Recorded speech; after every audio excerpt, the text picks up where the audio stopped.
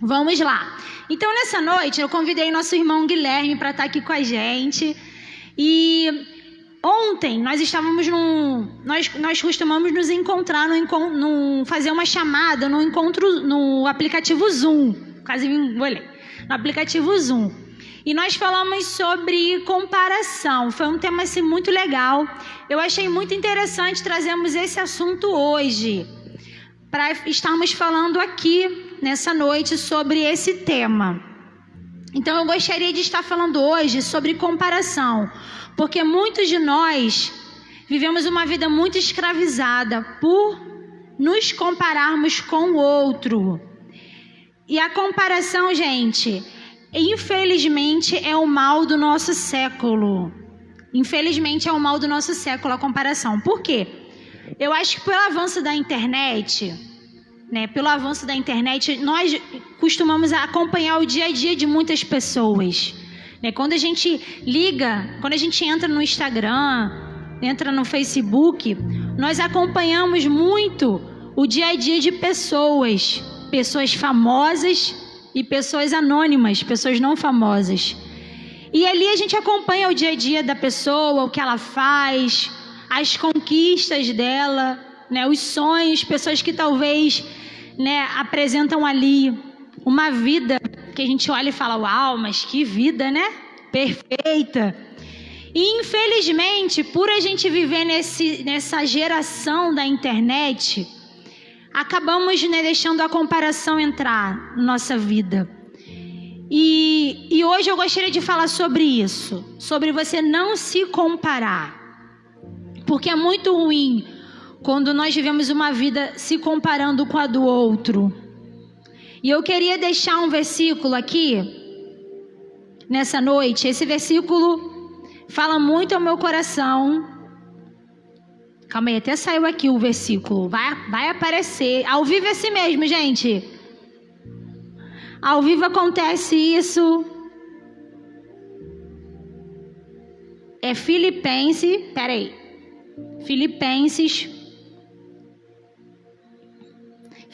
capítulo 2, versículo 6, que diz assim, é um versículo muito conhecido, que sendo em forma de Deus, não teve como usurpação ser igual a Deus, que de vós todos estavam muito angustiados. Calma aí, vamos ver se é isso mesmo, que tem versão. Vamos lá, Filipenses 2, 6. Que sendo em forma de Deus, não teve como usurpação ser igual a Deus Pai, mas esvaziou-se a si mesmo, tomando a forma de servo e fazendo-se semelhante aos homens. E achando na forma de homem, se humilhou a si mesmo, sendo obediente até a morte, e morte de cruz. Aqui, nessa carta que Paulo escreveu para os filipenses, fala sobre Jesus, que Jesus, o tempo que ele esteve aqui na terra, irmão Guilherme, ele não teve como usurpação, ele não quis imitar Deus, ele não quis ser Deus, pelo contrário, ele se esvaziou da forma de Deus e fez-se como homem, e ele fez como servo.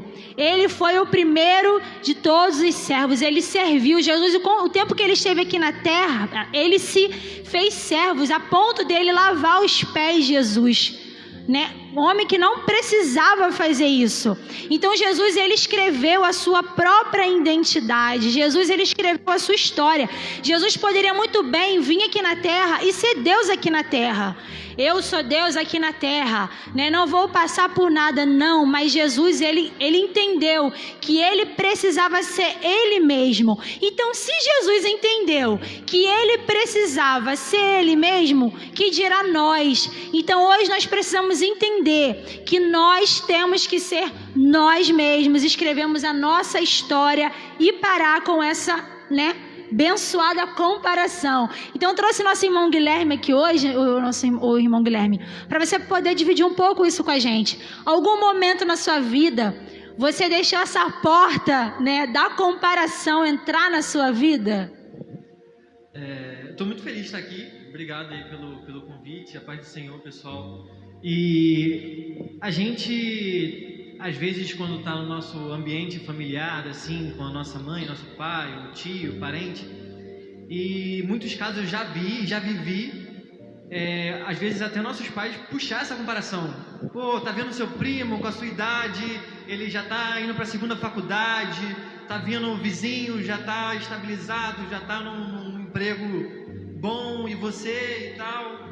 E assim, a gente entende a preocupação deles em cobrar a gente, da gente tomar um rumo na vida, a gente tem uma direção, um norte, mas o problema é quando isso acaba sendo algo para nos frustrar ao invés de motivar, pastor. Sim. Às vezes a gente vê alguém, a gente vê, poxa, cara, ele estudou, passou naquele concurso, então eu vou fazer igual. Ou então tu colar e exemplar, pastor, você passou naquele concurso, me dá uma dica, como é que você fez? Quanto tempo você gastava estudando? Mas às vezes a gente pega isso, olhar para os outros e ver todo mundo bem e começa a se frustrar e começa a pensar, cara, eu não consigo, não é para mim, não dá. Você pega aquela admiração, né, pela pessoa. Exatamente. E você começa a olhar a sua vida e você começa a se frustrar por você não conseguir chegar ao que aquela pessoa conseguiu, né? Mas aí a gente vê o resultado, né? A gente não vê o que a pessoa passou. Verdade. Naquele ponto. Então, às vezes a gente pensa, poxa, eu não consigo, não é pra mim, mas será que a gente está tentando ali fazer igual a pessoa fez? Será que a gente está se dedicando quanto a pessoa se dedicou? E também aí eu tenho uma linha bem próxima entre essa frustração e a inveja, porque em muitos momentos a gente olha para alguém em determinado ponto que a gente pretende um dia chegar, que a gente sonha um dia chegar, a gente talvez ali escuta de outras pessoas falando, olha, fulano, olha como é que ele tá agora, e você começa a pensar, poxa, deveria ser eu, podia ser eu. E a gente às vezes deseja o lugar daquela pessoa, ter o que aquela pessoa tem, sem passar porque ela passou, e achar que a gente é mais merecedor, e a pessoa não do que ela está vivendo. Então a gente tem que estar muito ligado, muito alerta a esse ponto, e não deixar esse sentimento ruim da inferioridade ou então da inveja entrar nas nossas vidas. E a inveja é algo muito ruim, como o nosso irmão Guilherme falou, gente. Porque foi o que o irmão Guilherme falou, a inveja, ela faz você olhar e falar, por que não era eu que estava ali, não é? Exatamente. E venhamos e convenhamos, vamos ser sinceros, né? Isso acontece com a gente. Isso acontece, nós somos seres humanos, né? E tá aqui na nossa carne, como tá lá em Gálatas, é uma luta todos os dias entre a carne e o espírito. Isso é uma obra da carne, a inveja é considerada uma obra da carne. Então a comparação, ela abre uma porta para a inveja. E se a gente não vigiar, a gente acaba deixando a inveja entrar dentro do nosso coração. E a inveja, gente, é um sentimento ruim, que ela deixa você doente no seu coração, doente na sua alma, porque você não consegue mais viver mais a sua vida. Exatamente. Eu até separei um versículo aqui sobre inveja. Gente, pregador assim, viu? Futuro pregador evangelista. Futuro pregador é assim, ô evangelista. Futuro pregador é assim, ó. Separa versículo, já vem pronto, viu, gente? Vamos lá. Tá em Provérbios 14:30. Está escrito assim, a paz de espírito dá saúde ao corpo, mas a inveja destrói como um câncer. Uau, olha que profundo em relação à inveja. Assim, a pastora estava falando sobre redes sociais. Eu gosto muito do Instagram. O Instagram é minha rede social favorita. Eu acho que ele é bem dinâmico, e os stories e tudo mais, eu acho bem legal. Só que eu tirei o meu Instagram por tempo indeterminado, porque eu via a vida das pessoas tão perfeitas, sabe? Eu olhava todo mundo, caramba, todo mundo bem feliz, todo mundo viajando, todo mundo, sabe, com dinheiro, bem realizado, assim, na vida profissional. E eu falei, cara, isso tá me fazendo mal. Isso não tá sendo bom pra mim. Você identificou que aquilo... Exatamente. E a gente também tem que entender que a gente olhando ali, a gente tá vendo o melhor daquela pessoa. A gente tá vendo um recorte de um momento bom que aquela pessoa está passando. A gente não entende ali, a gente não enxerga as lutas que ela tem passado no dia a dia, o que ela fez para estar ali. Às vezes a pessoa, pastora, tira uma foto num lugar maravilhoso, lindo, numa viagem sensacional, que às vezes é nosso sonho, sim, mas o coração dela está ali em pedaços. Sim, verdade. Entendeu? Então a gente tem que pensar que tem uma história atrás de um recorte. A foto é um recorte de um momento. É bem legal, nada contra a foto, nada contra se divertir, querer filmar, enfim. Isso não é um problema. A questão é quando a gente olha a vida dos outros, das pessoas famosas ou então dos nossos amigos e acha que a nossa vida é ruim. Às vezes a gente está na nossa casa, a gente às vezes está querendo fazer alguma coisa, mas o tempo não dá, ou o dinheiro acaba sendo curto e não dá, mas a gente tem a nossa paz, a nossa tranquilidade. Aleluia. Então, o mais importante é a gente ter essa comunhão com Deus e saber que para ser feliz não precisa de dinheiro, não precisa estar em uma viagem maravilhosa, não precisa estar em uma casa maior. Para ter a nossa paz, para ter a nossa felicidade, a gente precisa de Cristo. Uma coisa que a gente tem que entender. Às vezes a gente cristão, a gente passa anos na igreja e tem uma dificuldade de perceber que a verdadeira alegria está em Cristo. Quando a gente entrega nosso coração, as nossas preocupações, porque existem pessoas que são ricas, que têm tudo que a gente sonha ter um dia, Sim. e são completamente infelizes. Parece clichê, mas é verdade. É verdade, às vezes a gente vê uma pessoa que posa ali numa foto com o marido, com o namorado, a gente olha, poxa, o meu casamento é tão chato, eu brigo o tempo todo, olha aquele casal que feliz. Mas não tem noção do que acontece. O que está acontecendo em por casa. trás das câmeras, Às vezes as pessoas posam ali para um momento de mostrar uma falsa alegria e a gente está comparando a nossa vida a uma falsa alegria. Entendeu? E que a gente possa ter o foco em Cristo e olhar para Cristo e entender o que a gente está passando. Se for do propósito, assim, se for segundo o coração de Deus, se for o que Deus tem planejado para a nossa vida, a gente vai chegar nos nossos sonhos. Mas entender também, que eu acho fundamental para a minha vida, pastora, para a minha vida, para a nossa vida, é que às vezes o que é bom aos nossos olhos não é o que Deus sonhou para a gente, não é o que Deus tem para a gente. Então, eu tenho vários sonhos, tive alguns sonhos que hoje eu entendo que não seriam bênção na minha vida, entendeu? Provérbios fala isso, né? O homem faz planos, mas resposta final... Exatamente. Porque às vezes a gente acha que aquele emprego que você vai ganhar, sei lá, 100 mil reais por mês vai trazer alegria para sua vida, mas talvez pode trazer vários problemas. Sim. Pode trazer pessoas que se dizem seus amigos e não são. E como acontece isso, exatamente, né? Ou você pode acabar achando, por ter esse valor ou por ter esse reconhecimento mais importante do que os outros, esquecer o amor ao próximo, que é um dos maiores mandamentos que a gente tem. Então Deus sabe o que faz, Deus sabe o que Ele trata com cada um. Então às vezes a bênção que Ele tem para a pastora não é o mesmo para mim, por mais que eu acho lindo. Eu acho, poxa, muito legal, a pastora tá pregando, ela é missionária, ela está indo para a África, ela está indo pregar nos países assim que vivem numa miséria, e eu acho aquilo lindo, maneiro, eu vejo as fotos, que legal.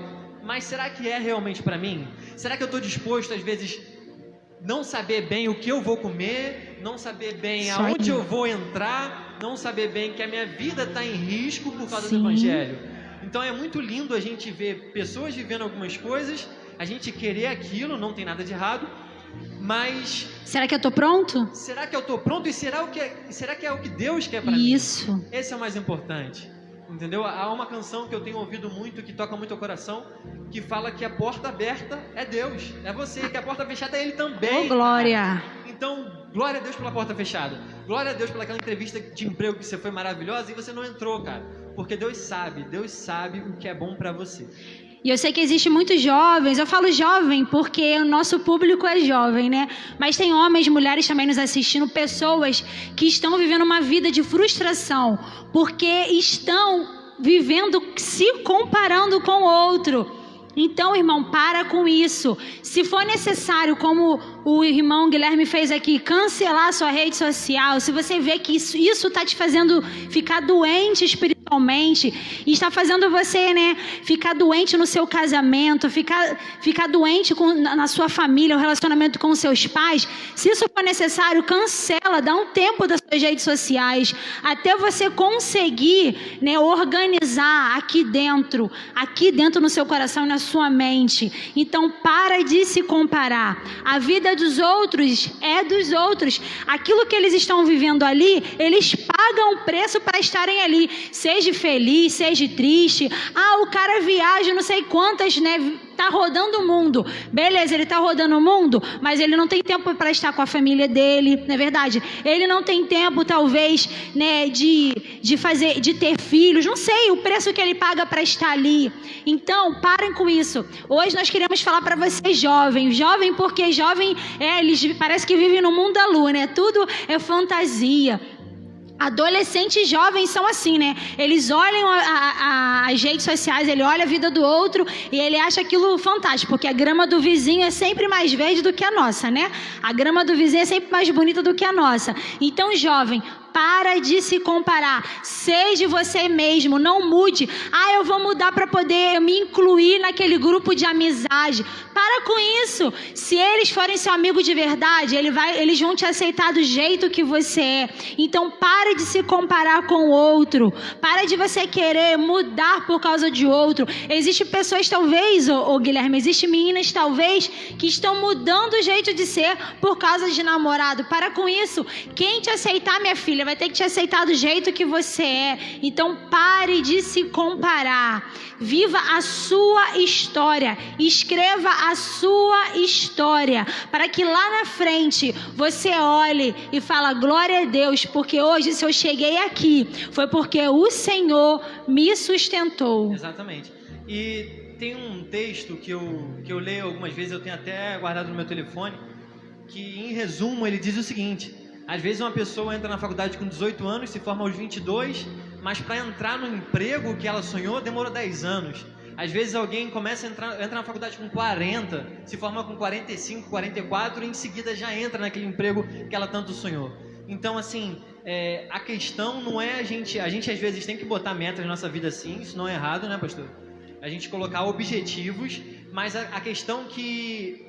Nós temos que respeitar o tempo, né? Exatamente. Se por algum motivo não der naquele tempo planejado, a gente tem que ter a ciência de que a gente fez tudo o que a gente pôde, principalmente a gente que é cristão, colocou nas mãos de Deus, fizemos a nossa parte, entender que se não aconteceu ali, que se não aconteceu naquele momento, não foi a permissão de Deus, não foi um momento bom pra gente. Então, é bom a gente olhar a vida dos nossos amigos, das pessoas que estão ao nosso redor, pessoas que a gente admira, colocar como meta, assim, algumas coisas que a gente vê positiva, mas entender, no geral, de que se não acontecer da forma que a gente imaginou, glória a Deus. Se acontecer da forma que a gente imaginou, glória a Deus também. Entendeu? Então, essa importância, essa essência. O problema não está em olhar para alguém, se espelhar em alguém, ter uma admiração por alguém. O problema é deixar esse sentimento se tornar uma inveja, a gente se achar merecedor do lugar daquela pessoa, ou então aquele sentimento nos frustrar, nos deixar para baixo. Entendeu? E aí, pastor, entra num outro ponto. Quando a gente tem inveja de alguém, que é um sentimento que às vezes é, vamos dizer, involuntário, mas a gente tem duas opções: ou a gente repreende aquele mal, deixa aquele mal quieto, que é o certo, fora, né? Ou então aquilo vai brotar no nosso coração. E o que uma pessoa invejosa faz? Tenta prejudicar a pessoa que ela está vendo ali. Verdade. Às vezes uma pessoa foi promovida na sua empresa, ou então no seu ambiente de trabalho, ou então aquela pessoa que estudou com você, passou para aquela faculdade que você queria, e, cara, você começa a falar: poxa, mas essa faculdade nem é tão legal. Ah, mas tu vai fazer isso mesmo, cara, mas será que vai ter emprego para você quando você se formar? Quantas vezes a gente escuta alguma coisa desse tipo? Quer jogar um balde de água fria, né? Sim, mas às vezes no coração daquela pessoa que está jogando um balde de água fria, ela queria estar no teu lugar. Então, que a gente não venha ser essa pessoa, que a gente não venha, assim, jogar entulho nos poços das outras pessoas, que a gente não venha jogar balde de água fria no sonho de outras pessoas, por causa da inveja. Então, que a gente tem que estar alerta e ser motivador, motivar outras pessoas. A gente pegar na mão do nosso irmão e falar assim: cara, eu tô contigo, vamos junto. Entendeu? Tu desanimou? Vamos lá. Entendeu? Então, a pessoa conseguiu algo que você queria e você não conseguiu, glória a Deus. Seja, assim, a Bíblia fala pra gente estar feliz com quem tá feliz, né? Isso aí. Então, a gente tem que se alegrar com a vitória do nosso irmão como se fosse nossa. Então, que a gente tenha esse pensamento positivo. No momento que a inveja vier, que a gente dê um chute nela, mande ela embora, e que a gente pegue a perseverança de outras pessoas como exemplo para a nossa vida. Temos que ter essa maturidade de quando a gente vê o outro ganhar vitória na nossa frente, se alegrar e falar glória a Deus, porque o Guilherme conseguiu, né, comprar o carro dele e eu ainda não consegui. Nós temos que ter essa maturidade no nosso coração. E só através do Espírito Santo a gente consegue isso. Porque quando vem esse sentimento, a gente tem que repreender.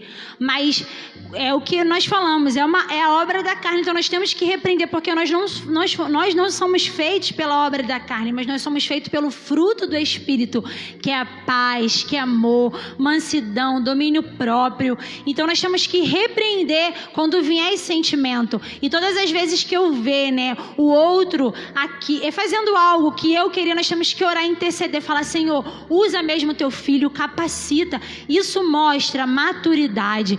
Todas as vezes que eu vi, por exemplo, o Guilherme está tocando ali o teclado. Eu gostaria muito de tocar teclado, só que não chegou ainda o meu tempo, né, de tocar o teclado. Aí o Guilherme está ali tocando, aí eu olho e falo: Senhor, abençoa a vida do Guilherme, usa teu filho quando ele estiver ali tocando. Isso mostra a maturidade, né? Aí o Guilherme está aqui pregando, né, e tá, glória a Deus, dá aquela benção no culto. Aí tá, não, tinha que ser eu. Pelo contrário, Deus abençoa teu filho, vai dando mais revelação. É assim que nós temos que agir, né? Orar um pelos outros, interceder um pelos outros. E quando você falou sobre tempo, Guilherme, na nossa vida, que nós temos que respeitar muito o tempo de Deus na nossa vida, me fez lembrar da minha vida, da minha história. Eu comecei a fazer faculdade de educação física há uns anos atrás, muitos anos atrás, assim que antes de eu casar, eu casei e estava fazendo já faculdade. O pastor Leandro está aqui falando gracinha, vocês não têm noção, mas vamos lá. Aí eu estava fazendo faculdade de educação física e eu lembro que eu tive um acidente no meu trabalho, eu tive uma fratura no meu tornozelo e eu pensei que fosse algo simples, não? Eu falei: vou botar um gesso, vou ficar um mês, tudo bem. Eu precisei operar meu tornozelo, eu precisei ficar afastada 6 meses, né, do meu serviço, para vocês terem noção do como foi a gravidade, né, do meu tornozelo. E eu desanimei, eu falei: eu não quero mais isso, porque eu tinha que fazer aula prática na faculdade e eu tinha medo. Eu tinha medo de correr, eu tinha medo de pular, eu tinha medo de dançar, eu tinha medo de usar sapato alto. Eu dei todos os meus sapatos altos. Eu não tinha mais sapato alto no meu guarda-roupa porque eu não conseguia mais. Eu fiquei muito insegura. E eu fiquei muito frustrada. Muito frustrada porque essa faculdade eu consegui com muito esforço. Eu lutei muito para conseguir essa faculdade. E essa faculdade eu era bolsista na época. E eu pagava 50%. E eu fiquei muito triste porque os meus amigos, né, o pessoal da minha sala, todos se formaram. E eu fiquei triste. Eu falei: poxa, fiquei feliz com a vitória deles, né, porque eles conseguiram se formar. Mas fiquei triste porque eu não consegui até o final da faculdade, né? Eu tranquei, não consegui mais voltar. E falei: Deus, no início eu não entendi, mas passou-se uns anos, eu fui entender que não era isso que Deus queria para mim. Deus não me queria professora de educação física, né? Os meus planos eram ser professora de educação física, era ser personal, era trabalhar em academia, era ser marombeira, porque esse era o meu sonho. Eu gostava muito dessa área de educação física, de corpo, de dieta. Eu gostava muito de trabalhar também com a terceira idade, mas não era esse os planos de Deus para minha vida. Hoje eu entendo que não era. E agora, esse ano, nesse semestre, eu consegui fazer a matrícula para a faculdade de novo. Olha que benção. Gente, uma vitória aí bem fresquinha, né? Consegui fazer agora, nesse 2º semestre, em julho. Vou estar iniciando a faculdade de teologia para honra e glória do nome de Jesus. Eu vou fazer à distância, né? Mas eu sei que Deus está no controle. Esses eram os meus planos de educação física, mas os planos de Deus eram outros, né? Porque a palavra do Senhor diz que os sonhos de Deus são maiores, o Senhor faz infinitamente mais. Eu sempre falo esse versículo, todo mundo sabe que eu amo esse versículo, que o Senhor faz infinitamente mais de tudo aquilo que pedimos ou pensamos, porque é exatamente isso que Deus faz. Então, no início, eu fiquei frustrada, porque você receber o não de Deus não é bom, né?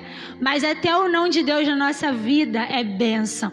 E hoje eu entendo que se eu talvez continuasse naquele ramo, né? Hoje talvez eu não estaria aqui, não sei, dos planos de Deus. Mas Deus tinha outras portas para mim.